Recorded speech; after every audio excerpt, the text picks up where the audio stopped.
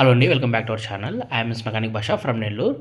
ఈరోజు మా వర్క్షాప్లో మేము ఈ హోండా యూనికాన్ వెహికల్కి కంప్లీట్గా జనరల్ సర్వీస్ అనేది చేయబోతున్నాము. బండి చూడడానికి మీకు అవుట్లుక్ మంచిగా అనిపించినా కానీ ఈ బైక్లో చాలా ప్రాబ్లమ్స్ ఉన్నాయి. సో వన్ బై వన్ దీనికి మనము ఏమేమి రిపేర్స్ చేసాము, దీనికి ఉన్న ప్రాబ్లమ్స్ ఏంటి, అండ్ ఆ రిపేర్ ఎందుకు వచ్చింది, ఇలాంటి పాయింట్స్ అన్నీ కూడా మనము ఈ వీడియోలో అయితే డిస్కషన్ చేద్దాము. అండ్ మీలో ఎవరైనా Honda unicorn BS6 model vehicles వాడుతుంటే మాత్రము ఖచ్చితంగా ఈ వీడియోని స్కిప్ చేయకుండా ఎండ్ వరకు చూడండి. మీకు మంచి ఇన్ఫర్మేషన్ అయితే దొరుకుతుంది. అండ్ ఇంకా వీడియోలోకి వచ్చినట్లయితే ఈ హోండా యూనికాన్ వెహికల్కి కంప్లీట్గా మనము వెనకాల సస్పెన్షన్ చేంజ్ చేయబోతున్నాము. దాంతోపాటుగా చైన్స్ ప్యాకెట్ చేంజ్ చేయబోతున్నాము. అండ్ హెడ్ బీడింగ్ చూడండి ఏ విధంగా ఆయిల్ కొట్టేసిందో. అసలు ఆయిల్ కానీ ఇలా కొట్టేసిందంటే మాత్రము చాలా డేంజరు, ఎందుకంటే ఆయిల్ లెవెల్స్ తగ్గిపోతాయి బైక్లో. అండ్ ఈ సెంటర్ స్టాండ్ చూడండి కంప్లీట్గా స్టక్ అయిపోయింది. రస్టింగ్ అనేది ఎక్కువ ఫామ్ అయిపోయి స్టక్ అయిపోయింది. అండ్ ఈ సస్పెన్షన్ అనేది వీక్ అయిపోయింది బాగా. సో ఇవన్నీ కూడా మనము వన్ బై వన్ చేంజ్ చేసుకుంటూ వెళ్దాము. సో వీడియోని ఎండ్ వరకు అయితే చూడండి. అండ్ ఈ బైక్కి మనం ఆల్రెడీ మనకి ఏదైతే సైలెన్సర్ ఉందో అది ఓపెన్ చేసేసుకుని కింద ఉన్న సెంటర్ స్టాండ్ని వెల్డింగ్ పెట్టి కట్ చేపించి తీయించాల్సి వచ్చింది, ఎందుకంటే అదంతా టైట్గా అయితే ఉందన్నమాట. సో ఆల్రెడీ దీనికి ఆ వెల్డింగ్ వర్క్ అంతా కూడా అయిపోయింది. సో ఫస్ట్ దీనికి మనం వర్క్ స్టార్ట్ చేయాలంటే సెంటర్ స్టాండ్ అనేది మ్యాండేటరీ, ఎందుకంటే మనం ఎక్కువసేపు బండికి సైడ్ స్టాండ్ వేసి వర్క్ అనేది చేయలేము. సో అందువల్ల ఫస్ట్ ఆఫ్ ఆల్ ఈ సెంటర్ స్టాండ్ వర్క్ అయితే వెల్డింగ్లో కట్ చేపించేసి దీనికి ఇప్పుడు కొత్త సెంటర్ స్టాండ్ అయితే వేయబోతున్నాము. ఇది వచ్చేసి దానికి సంబంధించిన పిన్ను, ఇవి వచ్చేసి డ్రమ్ రబ్బర్స్ వెనకాల వస్తాయి, ఇవి వచ్చేసి సీల్స్ అనమాట ఫ్రంట్ సస్పెన్షన్ కోసము. అండ్ ఇవి వచ్చేసి brake shoes and fork oil.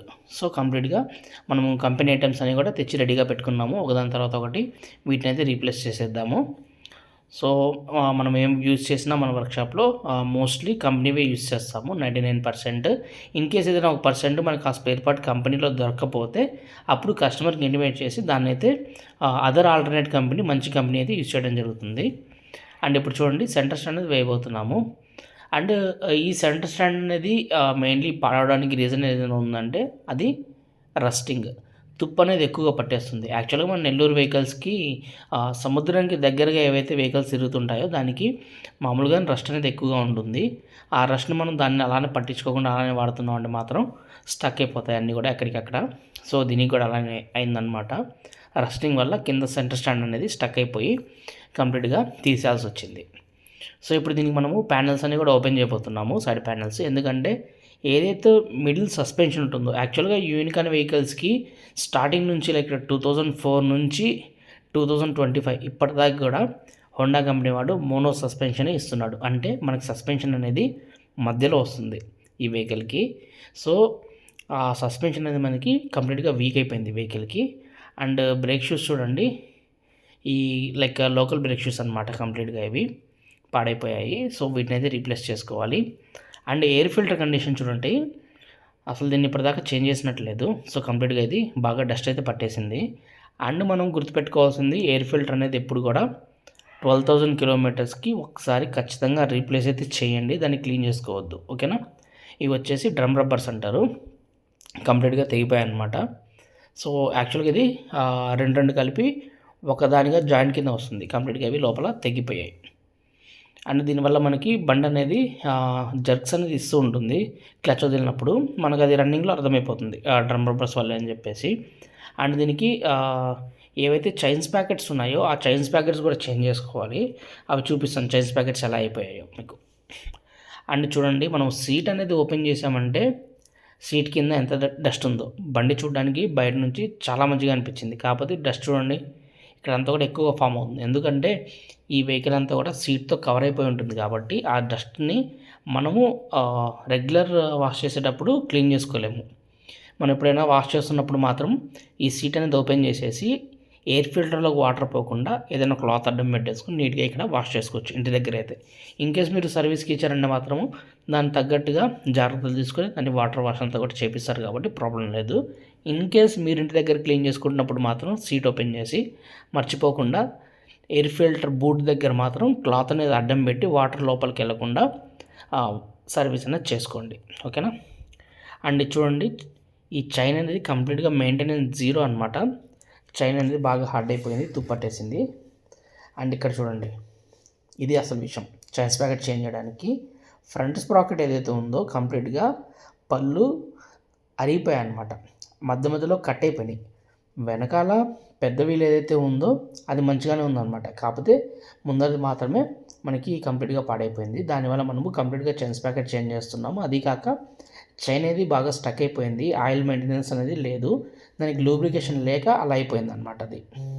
And ఇప్పుడు దీనికి ఇంకొక మెయిన్ ప్రాబ్లం ఏంటంటే హెడ్ దగ్గర ఏదైతే బీడింగ్ ఉందో అది ఫెయిల్ అయిపోయి అక్కడ నుంచి ఆయిల్ అనేది బయటికి కొట్టేస్తుంది. అండ్ మీరు గమనించవచ్చు ఆయిల్ ఎంత బయటకు వచ్చేసిందో. అండ్ ఆయిల్ గేజ్ ఖచ్చితంగా దీన్ని చెక్ చేసుకోవాలి, ఎందుకంటే ఈ ఆయిల్ అనేది ఈ విధంగా బయటకు వెళ్ళిపోయింది అనుకోండి, బైక్ ఇంజన్లో ఉండాల్సిన ఆయిల్ గేజ్ అనేది తగ్గిపోతుంది. దానివల్ల ఆయిల్ సప్లై అనేది కరెక్ట్గా లేకపోవడం వల్ల హెడ్ వచ్చేస్తుంది, హెడ్ రిపేర్ వచ్చేస్తుంది, దాని తర్వాత బోర్ రిపేర్ వచ్చేస్తుంది. ఇంకా ఆయిల్ లేకపోతే ఫైనల్లీ ఇంజన్ కూడా ఓపెన్ చేసుకోవాల్సి వచ్చిన సిచ్యువేషన్కి అయితే వస్తుంది. దీనికైతే అంత ప్రాబ్లం లేదు, ఎందుకంటే చాలా తక్కువ ఆయిల్ అనేది బయటికి కొట్టేసింది. సో మ్యాక్సిమం సఫిషియెంట్ ఆయిల్ అనేది ఉంది. సో అందువల్ల దీనికి మనము ఇంజిన్ ఆయిల్ అనేది చేంజ్ చేసేసుకుంటే సరిపోతుంది. దట్టు ఆయిల్ అనేది బాగలేదన్నమాట, దీనికి గ్రేడ్ అనేది బాగా నలిగేసింది ఆయిల్. ఆ నలిగిన ఆయిల్ని అలా యూస్ చేయకూడదు. ఖచ్చితంగా మనం ఇంజిన్ ఆయిల్ని 2000 నుంచి 3000 కిలోమీటర్స్ మధ్యలో చేంజ్ చేసుకుంటూ ఉండాలి. ఇన్ కేస్ మీరు యూజ్ చేసే ఇంజిన్ ఆయిల్ అనేది సింథటిక్ ఆయిల్ అయితే మాత్రం దాన్ని మీరు ఎవ్రీ 5000 ఇంటర్వెల్లో ఒకసారి అయితే చేంజ్ చేసుకోవచ్చు. కానీ గుర్తుపెట్టుకోండి, ప్రతి సర్వీస్లో కూడా ఆయిల్ గేజ్ అనేది చెక్ చేసుకొని దాని గ్రేడ్ని చెక్ చేసుకోండి, ఎందుకంటే ఆయిల్ అనేది నలగకూడదు బండిలో. ఎందుకంటే ఆయిల్ నలిగింది అనుకోండి, మీకు ఇంజన్కి కూలింగ్ అనేది ఉండదు, ఓవర్ హీటింగ్ అయిపోతుంది. ఓవర్ హీటింగ్ ఎప్పుడైతే అవుతుందో, ఐరన్ ఓవర్ హీటింగ్ అయితే ఏమవుతుంది, అది కొట్టేస్తుంది. ఆ పార్ట్స్ వీల్ అనేవి తిరుగుతుంటాయి కాబట్టి ఎప్పుడు కూడా రన్నింగ్లో, దానివల్ల మనకి హీట్ అయిపోయి ఆ వీల్స్ అన్నీ కొట్టేస్తాయి. దానివల్ల మనకి ఇంజన్ అనేది ప్రాబ్లం వస్తుంది. సో ఎప్పుడు కూడా ఇంజన్ ఆయిల్ ఫ్రెష్గా ఉండేలాగా చూసుకుంటే ఇంజన్ అనేది ఎప్పుడు కూల్లో ఉంటుంది, ఫర్దర్గా మీకు ఎలాంటి ఇష్యూస్ లేకుండా ఉంటాయి. Most of the bikes problem రావడానికి మెయిన్ రీజన్ అంటే ఇంజన్ ఆయిల్ లేకపోవడము, అండ్ ఇంజన్ ఆయిల్ బ్లాక్ అయిపోయినా కానీ దాన్ని అలానే యూజ్ చేస్తూ ఉండటము, ఇలాంటివి మాత్రమే రీజన్స్ ఉంటాయి. మెయిన్లీ మనకి బాడీలో ఫ్రెష్ బ్లడ్ ఎలా అవసరమో అలానే బైక్కి కూడా ఫ్రెష్ ఇంజన్ ఆయిల్ అనేది అంతే ఇంపార్టెంట్ అనమాట. సో ఇప్పుడు దీనికి మనము పైన హెడ్ క్యాప్ ఏదైతే ఉందో దాన్ని ఓపెన్ చేసేసుకొని ఈ రబ్బర్ బీడింగ్ని చేంజ్ చేస్తున్నాం. యాక్చువల్గా మనకి ఓల్డ్ యూనికార్న్స్లో సింపుల్ అనమాట ఆ రబ్బర్ ఓరింగ్ అనేది సెట్ చేసుకోవడం, కాకపోతే ఈ BS6 వెహికల్స్లో చాలా సన్నగా వస్తుందన్నమాట ఇది.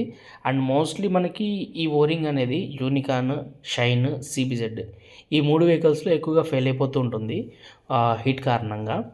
లైక్ అందువల్ల మనము ఎవరీ సర్వీస్లో కూడా ఈ హెడ్ బీడింగ్ అనేది కరెక్ట్గా ఉందా లేదా చెక్ చేసుకొని, ఇన్ కేస్ అది మాత్రం పాడైపోతే దాన్ని అయితే రీప్లేస్ చేసుకోండి.